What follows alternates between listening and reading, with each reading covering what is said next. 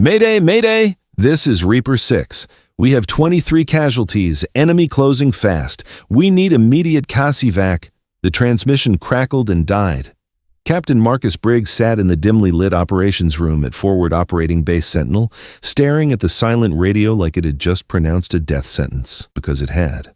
23 Navy SEALs pinned down in a valley the locals called the Graveyard. No air support available, no extraction possible. Except there was one helicopter on base, and one pilot. The pilot everyone had written off 3 years ago. Briggs leaned back against the operations table, pressing his fingers to his temples. The wall clock read 0347 hours. Afghanistan's darkest hour. 3 hours until sunrise, and the men of Reaper 6 didn't have that long. "Sir," said Staff Sergeant Rodriguez, a young man barely containing the tremor in his voice. "Nearest medevac unit from Bagram is 45 minutes out. They can't launch due to adverse weather conditions." "Ramstein? 1 hour 18 minutes, but sir," Rodriguez hesitated. "Intelligence shows enemy forces will overrun that position in 20 minutes. Briggs closed his eyes. 23 men, some of them barely 20 years old, some had children. All of them serving their country, and now they were waiting to die in a dark valley. "Do we have any available helicopters on base?" he asked, already knowing the answer. Rodriguez hesitated. "Sir, technically yes, there's a Black Hawk in Hangar 7, but what? It just came out of engine maintenance. Final test flight hasn't been completed. And sir?" The young sergeant swallowed. "None of our current pilots are cleared to fly into that valley in these conditions. The terrain is too dangerous, enemy fire too heavy." "What are you saying, Rodriguez?" Briggs's voice dropped dangerously low. "We leave 23 men to die?" "No, sir. We have to be realistic. If a pilot tries to go in there, we'll lose a helicopter and pilot instead of saving anyone." Briggs shot to his feet, chair scraping back. "Then we need a miracle. God, fate, or whatever." The rear door of the hangar opened. Daniel Hayes walked in. Daniel Hayes stood in the back corner of Hangar 7 beside the Black Hawk helicopter. His night shift had ended, but he wasn't thinking about leaving. He held a cloth in his hand, polishing the fuselage of the helicopter with tail number 4-7-2-6. Lucky 7, they called it. Hayes had once logged 340 hours in this exact bird. He knew every bolt, every wire, every quirk. This helicopter had been an extension of himself. Now he just cleaned it. His face still carried strong lines, but there was a weariness in his eyes.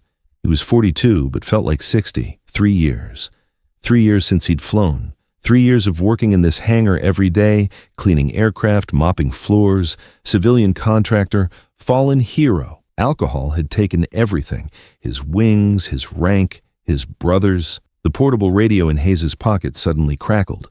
Civilian contractor frequencies weren't supposed to pick up military tactical channels, but sometimes the desert does strange things with radio waves. Or maybe it was something else. "Mayday, Mayday, this is Reaper 6. Hayes froze. The cloth dropped to the floor. "We have 23 casualties, enemy closing fast." His fingers turned the radio's volume knob. The transmission cleared. "No air support available. Repeat, no medevac. If anyone's out there." The voice's owner groaned in pain. "If anyone can hear us, we're not making it out." Hayes's heart began pounding in his chest. He knew that voice. Lieutenant Jake Reaper Morrison, SEAL Team 3. Hayes had extracted Morrison from an operation in Iraq 5 years ago. Morrison had told Hayes that day, "I owe you my life. Ghost. Ghost." His old call sign. No one had called him that name in years. Hayes turned the radio dial again, but the frequency was locked, receive-only mode. He couldn't respond, but the hangar key was still in his pocket. 3 years sober. 3 years proving he could rebuild his life from ashes. 3 years obeying the order that had destroyed him. "You will never fly military aircraft again." The radio crackled again. "If anyone can hear us, tell my kids.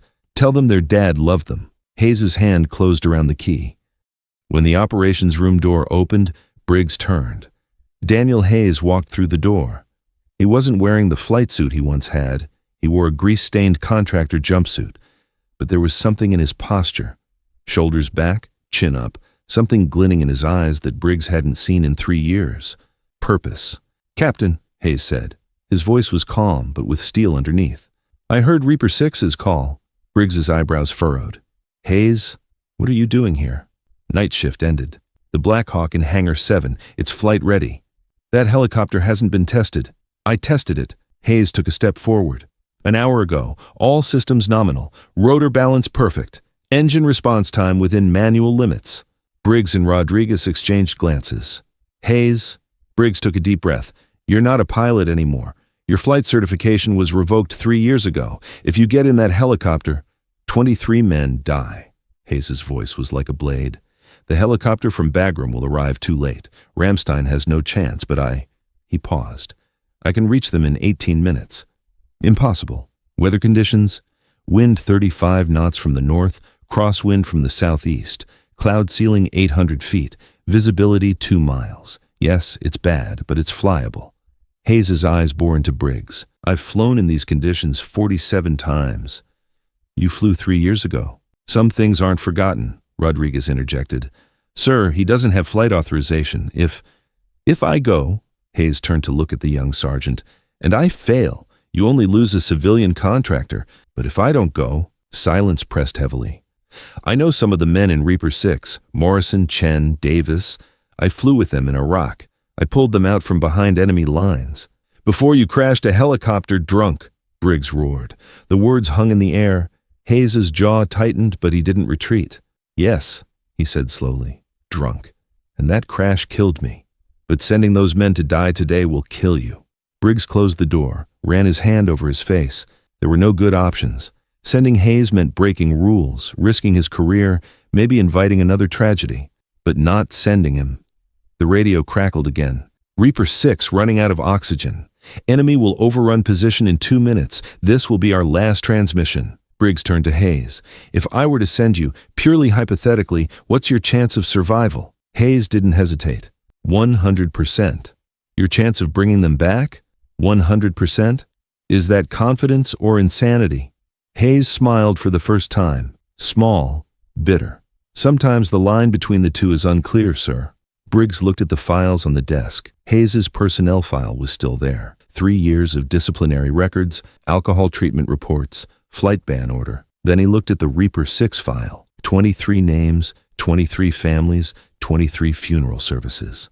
Damn it, he muttered. He looked at Hayes. You're going. But Hayes, he raised his finger. If you die, I'll pull you out of your grave and kill you again. Understood? Understood, sir. And Hayes? Briggs's voice softened. Bring them home. I swear it. Hayes ran back to Hangar 7. The Black Hawk waited there, rotors still in the pulley system, 4-7-2-6. Lucky 7. You're going to bring me luck today, Hayes muttered, climbing into the pilot seat. The startup procedure was carved into his muscles. His fingers danced over the switches, ignition buttons, fuel pumps, avionics systems. Everything was automatic. The engine began to whine, a deep rumbling sound. The rotors started turning, slowly, then faster, then becoming a blur. Hayes put on his headset, changed the frequency. Sentinel Tower, Lucky 7, requesting emergency takeoff clearance. Silence on the other end. Then a confused voice. Lucky 7, you're not a pilot. Who? Sentinel Tower, I have authorization from Captain Briggs. Medevac for Reaper 6. I'm taking clearance now. Another silence. Then, Lucky 7, cleared for takeoff. God be with you. Hayes pulled the collective. The Black Hawk lifted off the ground, light and ghost-like. The hangar doors opened and the night swallowed him. The darkness was absolute. No moon, only stars in the Black Hawk's green navigation lights. Hayes kept the helicopter at 50 feet altitude, flying nap of the earth, following the terrain's shape. The wind battered him furiously. The helicopter shook, but Hayes made corrections, smooth and precise. It was like a dance. He'd feared he might have forgotten after 3 years away, but his fingers remembered. His body remembered. Reaper 6, this is Lucky 7. Inbound to your position. ETA 14 minutes. What's your status? No answer. Reaper 6, respond. Static. Then a weak voice. Lucky 7, who? Morrison, it's Hayes. Daniel Hayes. Do you remember me? A long silence. Then an incredulous whisper. Ghost? Damn. Ghost, is that you? Yes, son. And I'm bringing you home, all 23 of you. Hayes, Enemies 100 meters out. They have RPGs, heavy machine guns. This is a kill zone. I know. Mark your LZ. I'll be there in 13 minutes. Ghost, this is a suicide mission. Hayes's hand tightened on the controls. Morrison, what did I tell you in Iraq? Silence. Then, very soft, no man left behind. Right. Now, pop yellow smoke. I'm coming. Hayes pushed the Black Hawk harder. The altimeter needle trembled at 40 feet. Mountains rose on either side like dark giants. The valley entrance appeared ahead, a narrow gap between two ridges. This was where it got dangerous. The valley the locals called the Graveyard wasn't just a name. It was a geographic funnel that channeled wind into unpredictable currents. Helicopters had crashed here before. Experienced pilots had died here. But Hayes wasn't just any pilot. He'd been called Ghost for a reason. He could fly through conditions that would ground anyone else. He could read the wind like others read books. And tonight, that wind was telling him stories. Crosswind from the southeast, downdraft at the valley entrance, updraft 200 meters in. Hayes adjusted his approach angle, compensating before the wind even hit. The Black Hawk shuddered, but held steady. Reaper 6, I'm entering the valley, approximately 8 minutes out. Copy, Ghost. We're popping smoke now. Through the darkness, a yellow bloom appeared, chemical light piercing the black. Hayes locked onto it like a homing beacon. But he also saw something else. Muzzle flashes, dozens of them, surrounding the yellow smoke in a tightening noose. The enemy wasn't just close, they were already in position for the kill. Hayes descended into hell. Tracer rounds cut through the night like angry fireflies. RPG trails left phosphorescent scars across his vision. The radio exploded with desperate voices. Ghost, we have enemy on 3 sides. 2 men down, critical bleeding. They're rushing our position. Hayes blocked it all out. Right now, the only thing that mattered was getting that bird on the ground. The LZ was a nightmare. 60 feet across, surrounded by rocks, sloped at 15 degrees. Any other pilot would have waved off, called it impossible. Hayes had landed in worse. He brought the Black Hawk in fast and steep, rotor wash kicking up a storm of dust and debris. The helicopter shuddered as wind shear tried to flip it sideways. Hayes countered with pedal input so precise it was almost musical.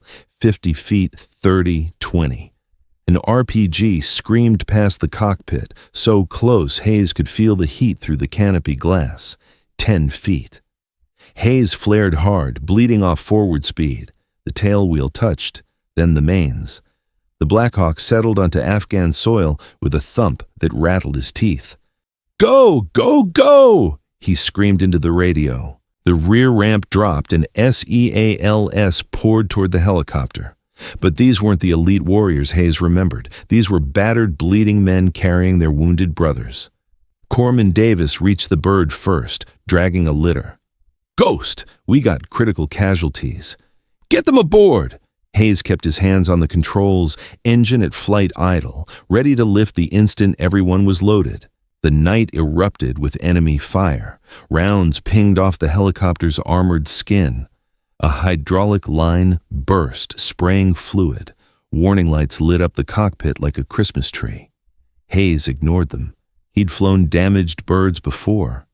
Through his side window, he watched Morrison directing the evacuation. Even wounded, blood soaking through his vest, Morrison was counting heads, making sure no one was left behind. 19 aboard, someone shouted. 20, 21. Where were the other 2? Hayes keyed his mic. Morrison, I need a head count.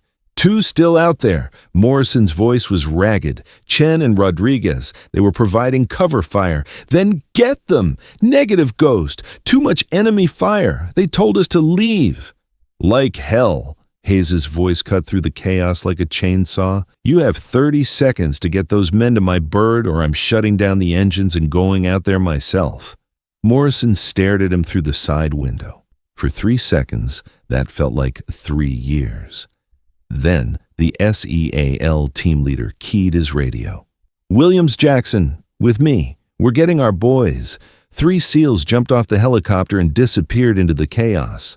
Hayes counted in his head. 30 seconds became 40, 50, a full minute. The cockpit master caution light began flashing, engine temperature climbing. They were taking too many hits. "Ghost, we gotta go!" Davis shouted from the cargo bay. "Negative! No man left behind! We'll all die! Not today!" Movement in the darkness, 4 figures running low and fast, Morrison dragging Chen, Williams and Jackson carrying Rodriguez between them. Enemy fire intensified. An RPG struck the ground 10 feet from Morrison's team. The explosion threw them forward, but they kept moving. "Move, move, move!" Hayes's hand was already pulling collective, rotors spinning up to take off RPM. The SEALs dove through the cargo door. Morrison was last aboard, literally pulled in by Davis as his legs still dangled outside. "All aboard!" Davis screamed. Hayes didn't wait for confirmation. He pulled maximum power. The Black Hawk clawed its way into the sky like a wounded eagle, sluggish under the weight of 23 men in their gear. An RPG lanced through the space they had occupied 2 seconds earlier. Another struck the tail boom with a metallic shriek. The helicopter yawed violently. Hayes fought the controls. The pedals felt wrong. Tail rotor control was damaged. Without it, the helicopter would spin uncontrollably. He compensated with forward airspeed and cyclic input. The Black Hawk shuddered but held course. "Come on, Lucky 7, Hayes muttered. "Don't quit on me now." The helicopter groaned but responded. They cleared the valley rim doing 90 knots, barely controlled, warning lights screaming, but they were flying, and 23 men were going home. The 20-minute flight back to Sentinel felt like 20 hours. Hayes nursed the damaged helicopter through the darkness, every control input a negotiation with a machine that wanted to fall out of the sky.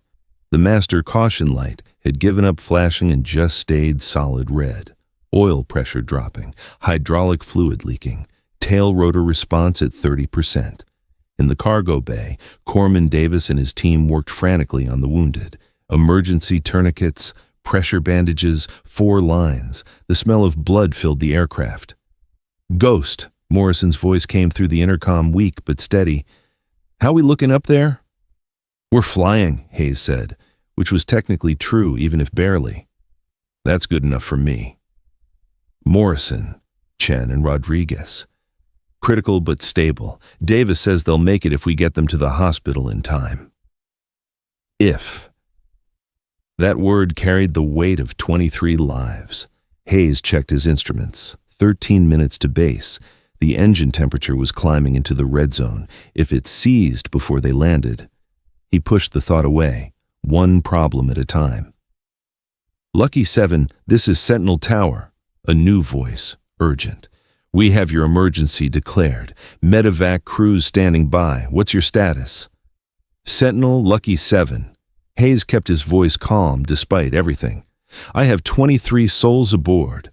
Multiple critical casualties. Aircraft is damaged but flying. Request priority landing. Crash crews standing by." "Copy, Lucky 7. You're cleared for direct approach. Crash crews are positioned." Hayes glanced at the fuel gauge. 10 minutes of fuel remaining. 12 minutes to base. The math wasn't good. He made a decision, pushed the nose down slightly, trading altitude for airspeed. Flying faster would burn more fuel, but they'd reach the base sooner. It was a gamble. Everything about tonight had been a gamble. His hands on the controls were steady despite the adrenaline crashing through his system. 3 years. 3 years since he'd flown. 3 years since he'd felt this alive. The bottle had taken everything from him. His career, his pride, his identity. He'd spent 3 years cleaning hangars and wondering if his life had meant anything. Tonight, he had his answer. 5 minutes out, Hayes announced. All personnel prepare for landing. The lights of Fob Sentinel appeared on the horizon. Home. Safety, life. The engine coughed. Hayes's blood turned to ice. No, not yet. The engine coughed again. Temperature gauge pegged at maximum. Oil pressure dropping towards 0. Sentinel Lucky 7, engine failure imminent, continuing approach. Lucky 7, do you need to set down short? Negative, I'm bringing this bird home. 2 minutes. The base was 2 minutes away. The engine was screaming in protest, metal grinding against metal. "Come on, baby," Hayes whispered. "One more minute. Just give me one more minute." The helicopter vibrated so hard his vision blurred. Warning tones filled the cockpit. 1 minute. The runway lights grew closer. Hayes could see the crash crews, ambulances, fire trucks all positioned and waiting. 30 seconds. The engine temperature hit the point where automatic shutdown would engage. Hayes pulled the circuit breaker, disabled the automatic system, kept the dying engine running through pure willpower and mechanical sympathy. 15 seconds. The helicopter crossed the base perimeter. Hayes pulled back on the cyclic, flaring for landing. The skids hit the tarmac with a bone-jarring thump. The engine seized with a grinding shriek and died, but they were down. They were home. "Medical, go!" Hayes's voice cracked through the radio. The cargo bay doors flew open. Corpsmen swarmed the helicopter. Within seconds, wounded SEALs were being transferred to stretchers, carried toward waiting ambulances. Hayes sat in the pilot seat, hands still gripping the controls, unable to move. His body was shaking. 3 years of sobriety, 3 years of penance, and tonight he just pulled off what might be the most impossible flight of his career. Someone was climbing up beside the cockpit. Morrison, supported by 2 corpsmen, blood-soaked but alive. The SEAL team leader locked eyes with Hayes through the canopy and saluted. Hayes felt something break inside him, not breaking apart, breaking free. 3 years of guilt and shame and self-hatred, cracking like old concrete. He returned the salute. "No man left behind," Morrison mouthed. Hayes nodded. "No man left behind." Hayes sat in Captain Briggs's office, wearing his grease-stained contractor jumpsuit, looking at the man across the desk. Briggs hadn't spoken for 3 full minutes. He'd just been reading reports, casualty lists, damage assessments, flight data. Finally, he looked up. "You destroyed a $3 million helicopter." Hayes nodded. "Yes, sir." "You violated direct orders not to fly military aircraft." "Yes, sir." "You exceeded maximum engine temperature by 40%. "Yes, sir." "You landed with 0 fuel remaining in a seized engine." "Yes, sir." Briggs closed the folder, leaned back, and smiled. "You magnificent bastard." Hayes blinked. 23 men, Briggs continued, his voice thick with emotion. 23 warriors who were supposed to die tonight are in the hospital right now getting patched up. Because of you. "Sir, you just performed one of the most remarkable combat rescues in the history of the United States military." Briggs stood, walked around the desk. "Hayes, I'm supposed to court-martial you. I'm supposed to throw you in the brig and throw away the key. I understand, sir. But instead, I'm putting you up for the Distinguished Flying Cross. And I'm recommending immediate reinstatement of your flight status." Hayes's world tilted. "Sir?" "You heard me. The Air Force tried to ground you, tried to take away what made you who you are." Briggs's voice hardened. "But tonight you proved that some things can't be taken away. They can only be surrendered. And you never surrendered, did you?" Hayes thought about 3 years of mopping floors, 3 years of watching helicopters fly while his feet stayed on the ground, 3 years of fighting a bottle that had almost killed him. "No, sir," he said quietly. "I never surrendered." "Good." Briggs extended his hand. "Welcome back, Lieutenant Hayes." The rank was like oxygen to a drowning man. Hayes shook his hand. "Thank you, sir." "Don't thank me. Thank the 23 men whose lives you saved." Briggs's expression softened. "They're asking for you, you know. Every single one of them wants to meet the pilot who pulled off the impossible." Hayes walked through the base hospital's corridors, still in his contractor jumpsuit, still covered in hydraulic fluid and sweat. The ward where the Reaper 6 team was being treated was at the end of a long hallway. As Hayes approached, he could hear voices, laughter even. These were warriors who'd looked death in the face and lived to tell about it. He pushed open the door. 23 faces turned toward him, some bandaged, some in beds, some standing despite their wounds, but all of them were smiling. Morrison stepped forward first, his left arm in a sling, bandages visible under his hospital gown. "Ghost," the SEAL said simply. Hayes shook his head. "I'm not Ghost anymore, just Hayes bullshit." This from Chen, lying in a bed with his leg elevated. You flew through a kill zone, landed in an LZ the size of a postage stamp, took enemy fire, and brought us all home in a helicopter held together by prayers and duct tape." He grinned.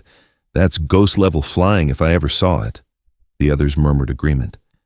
"Ghost saved our asses," someone said. "Ghost is back," another added. Hayes felt his eyes burning. These men who'd seen things no human should see, done things no human should have to do, they were looking at him with something he hadn't seen in 3 years. Respect. "I heard you were grounded," Morrison said quietly. "Heard you got into some trouble," Hayes nodded. "I did. Made some mistakes, hurt some people, almost killed myself. But you didn't." "No, I got help, got sober, spent 3 years trying to figure out who I was without flying." "And?" Hayes smiled. A real smile this time, not the bitter ghosts of smiles he'd worn for 3 years. "I figured out that flying isn't what I am. It's what I do. Who I am." He looked at each face in the room.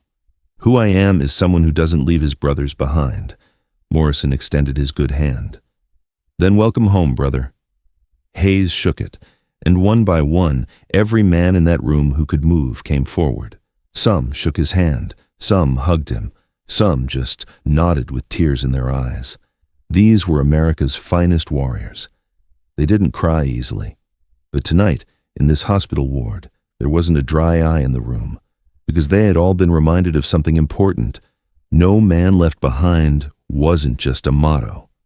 It was a promise, a covenant written in blood and brotherhood, and tonight, that promise had been kept. The White House East Room gleamed with polished elegance. Sunlight streamed through tall windows, illuminating the assembled crowd. Military brass, politicians, families, press cameras. Lieutenant Daniel Hayes stood at attention in his dress uniform, newly pressed, medals gleaming on his chest. The Distinguished Flying Cross had been added just that morning. But today was about something more. The President of the United States stepped forward, holding a blue and white ribbon from which hung a silver cross. "The Air Force Cross," the President began, his voice carrying through the room, "is awarded for extraordinary heroism in military operations against an armed enemy. It is the second highest military decoration that can be awarded to a member of the United States Air Force." Hayes kept his eyes forward, but he could see them in his peripheral vision. The Reaper 6 team. Morrison in his dress blues, Chen still on crutches, Rodriguez, Davis, Williams. All 23 of them had insisted on being here. Lieutenant Daniel Hayes, the President continued, exhibited extraordinary heroism on the night of October 14th. When 23 Navy SEALs faced certain death, surrounded by enemy forces with no hope of rescue, Lieutenant Hayes, a pilot who had been grounded and forbidden from flying, made the decision to launch a solo rescue mission. The President paused, let the words hang in the air. Flying through adverse weather conditions without air support in a marginally operational aircraft, Lieutenant Hayes entered a valley known as one of the most dangerous LZs in Afghanistan. He landed under heavy enemy fire, evacuated all 23 casualties, and flew a critically damaged helicopter back to base, landing with 0 fuel and a seized engine. Hayes thought about that night, the fear, the determination, the moment when he'd decided that some rules were meant to be broken. But perhaps most remarkably, the President's voice softened. Lieutenant Hayes accomplished this mission after spending 3 years battling his own demons, after losing his flight status due to personal struggles, after being told he would never fly again. The President turned to face Hayes directly. Lieutenant Hayes proved that redemption is real, that second chances matter, that who we were yesterday doesn't determine who we are today. He lifted the medal. For extraordinary heroism, for exemplary service, and for reminding us all what it means to be a guardian angel, Lieutenant Daniel Hayes, it is my honor to present you with the Air Force Cross. The President placed the medal around Hayes's neck. The weight was substantial, not just the physical medal, but what it represented: redemption, forgiveness, purpose. The room erupted in applause. Hayes finally allowed himself to look at the audience. He found his sponsor from AA, the man who'd helped him through the darkest days. He found Captain Briggs, now Major Briggs, grinning like a proud father. He found the Reaper 6 team, all standing, applauding with tears streaming down their faces. And he found something he'd lost 3 years ago. Peace. 3 days after the White House ceremony, Hayes stood in Hangar 7. But he wasn't cleaning anymore. He was performing a pre-flight inspection on a brand new UH-60 Black Hawk. Tail number 4-7-2-7. Lucky 7-2. She's beautiful, isn't she? Hayes turned to find Morrison leaning against the hangar door, out of uniform, wearing jeans and a SEAL Team 3 t-shirt. "What are you doing here?" Hayes asked. "Thought you guys shipped out yesterday." "Most of the team did." Morrison walked closer. "I stayed back. Wanted to see you off on your first official flight. It's just a training run." "No," Morrison said quietly. "It's not. It's your first flight as a pilot who proved he deserves those wings." He paused. "Ghost, I never got to say this properly. Thank you. You saved my life. Again." Hayes shook his head. "You would have done the same." "Maybe, but I wasn't the one who made the hard call. You were."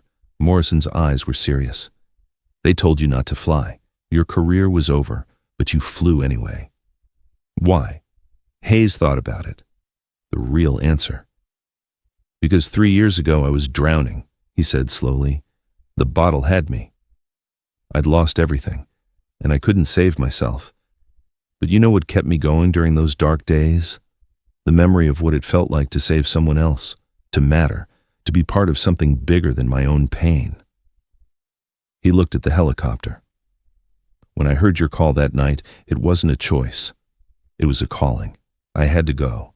Not because I was trying to be a hero, but because being a hero meant more than wearing a uniform. It meant showing up when it mattered, even when, especially when, no one expected you to." Morrison nodded slowly. "You know what the guys call you now?" "What?" "The washed-up pilot who became a legend." Hayes laughed. "That's terrible."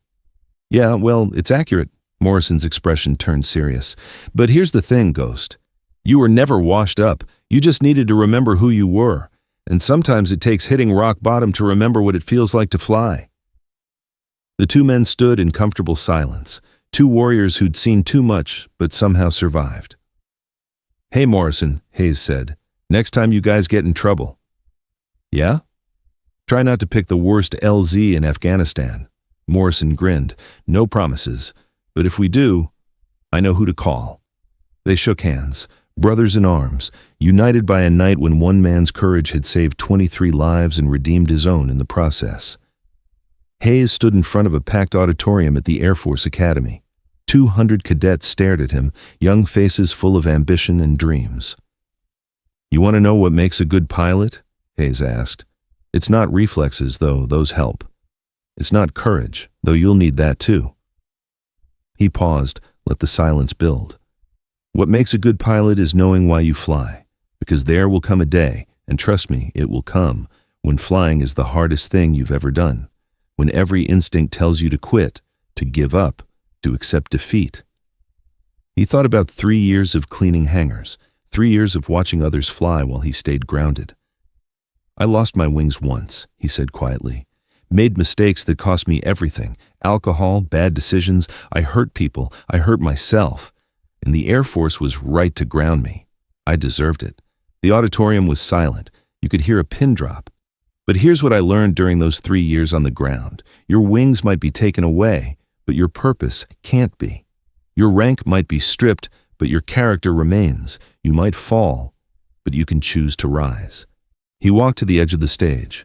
"1 year ago, I was a civilian contractor mopping floors in a hangar, forbidden from flying, told my career was over. But when 23 Navy SEALs called for help, when no one else could reach them, I had a choice. I could follow the rules that had grounded me, or I could follow something deeper." Hayes pulled out his dog tags, let them dangle in the light. "These tags have my name, my rank, my blood type, but they don't have the most important thing written on them. They don't say why I serve. And that why is simple, because someone, somewhere, is counting on us to show up when it matters most. He looked across the young faces. Some of you will face easy choices. Some will face impossible ones. But I promise you this, the measure of who you are isn't found in the easy days. It's found in the moments when everything is falling apart, when the odds are impossible, when everyone tells you to quit. Hayes's voice grew stronger. That's when you discover what you're really made of. Not just as a pilot, not just as an officer, but as a human being. Because at the end of the day, we don't wear these uniforms for medals or recognition. We wear them because somewhere out there, someone we've never met is depending on us to be better than we think we can be. He stepped back, came to attention. The night I flew into that valley, I wasn't thinking about medals or recognition. I was thinking about 23 men who deserved to go home. 23 brothers who'd done their job and earned the right to live. And if getting them home meant destroying my career all over again, it would have been worth it. A cadet in the front row raised her hand. Hayes nodded. "Sir," she asked, her voice uncertain, "what if we make mistakes? What if we fail like you did?" Hayes smiled gently. "Then you get back up. You face what you've done. You make amends. You get help if you need it, and most of us do need it at some point. You don't run from your failures. You learn from them." He paused. That night in the valley taught me something important. Redemption isn't about erasing your past. It's about not letting your past erase your future. I'll always be the pilot who crashed drunk. That's part of my story. But I'm also the pilot who flew into a kill zone to save 23 lives. That's part of my story too. Another hand went up. A young man with earnest eyes. "How did you know you could do it, sir? How did you know you wouldn't crash again?" Hayes considered the question carefully. "I didn't know, not for certain. But here's what I did know. I'd spent 3 years getting sober, 3 years rebuilding myself, 3 years proving I could be trusted. And when that moment came, I had to trust that the man I'd become was stronger than the man I'd been." He walked back to center stage. Fear is always going to be there. Doubt is always going to whisper in your ear. But courage isn't the absence of fear. Courage is doing what needs to be done despite the fear. And sometimes, the bravest thing you can do is get back in the cockpit after you've crashed. The sun was setting over Arlington National Cemetery, painting the white headstones in shades of gold and amber. Hayes stood before a specific grave, one he visited every month without fail. Captain Thomas Hawk Mitchell, 1979 to 2021, United States Air Force beloved father, husband, wingman. Mitchell had been Hayes's co-pilot the night of the crash, the night Hayes had been drunk, the night everything ended. Mitchell survived the crash but never flew again. Medical discharge due to injuries. He died 2 years later from complications. But Hayes knew the truth. Mitchell had died the moment his wings were taken away. "I got them back, Hawk," Hayes said quietly, placing a hand on the cold marble. "The wings you lost because of me. I got them back and I used them the way you would have wanted." The wind rustled through the trees. 23 men went home to their families. Chen's daughter graduated high school last month. Rodriguez got married. Morrison made senior chief. They're alive because I didn't let fear stop me. Because I remembered what you always said. Hayes's voice thickened. The measure of a pilot isn't how high he flies. It's who he carries with him. He stood in silence for a long moment, watching the sun disappear behind the hills. Then he saluted. Sharp, crisp, holding it for a full 5 seconds before dropping his hand. "Thank you, Hawk, for believing in me even when I didn't deserve it. For showing me what it means to be more than just a pilot. For teaching me that the hardest missions aren't the ones where you might die. They're the ones where you have to live with the consequences of your choices." He turned to leave, then paused. "Oh, and Hawk? They gave me the Air Force Cross. Can you believe it? The drunk who nearly destroyed his career got the second highest medal. You would have laughed your ass off at that, but you also would have understood. Because you always saw the person I could be, not just the person I was." Hayes walked away from the grave, but he didn't feel heavy anymore. For 3 years, guilt had been his constant companion. But that night in the valley, when he'd chosen to fly despite everything, he'd found something more powerful than guilt. Purpose. The screen fades to black, then white text appears. Lieutenant Daniel Hayes continued flying combat rescue missions for another 8 years. He personally saved 147 additional lives before retiring in 2030. All 23 members of SEAL Team Reaper 6 survived their wounds and returned to duty. Lieutenant Jake Morrison went on to become Command Master Chief of Naval Special Warfare. The helicopter, Lucky 7 4726, was recovered and now sits in the Air Force Museum with a plaque that reads, "Some machines are more than metal. Some flights are more than missions. Some pilots are more than warriors. They're proof that second chances can save lives." Daniel Hayes' speech at the Air Force Academy became mandatory viewing for all incoming cadets. When asked about his legacy, Hayes said simply, "I'm not a hero. I'm just a guy who showed up when it mattered. And that's all any of us can do. Show up, do our best, and never leave anyone behind." In 2029, Hayes opened a treatment center for veterans struggling with addiction. He named it Second Flight. Its motto, "You haven't crashed until you stop trying to fly." Hayes passed away in 2045 at age 67, surrounded by family and dozens of the men he'd saved over his career. At his funeral, 147 people he'd rescued during combat missions formed an honor guard, and when his casket was carried to its final resting place, a single Black Hawk helicopter flew overhead, tail number 4727, Lucky 72. It performed a missing man formation. Then it climbed into the sunset, a final salute to a pilot who proved that falling down doesn't define you, getting back up does. For every veteran who fought their way back from darkness, your story isn't over. Your wings are waiting. Dedicated to all the warriors who battle invisible enemies and to those who remind them they're not fighting alone.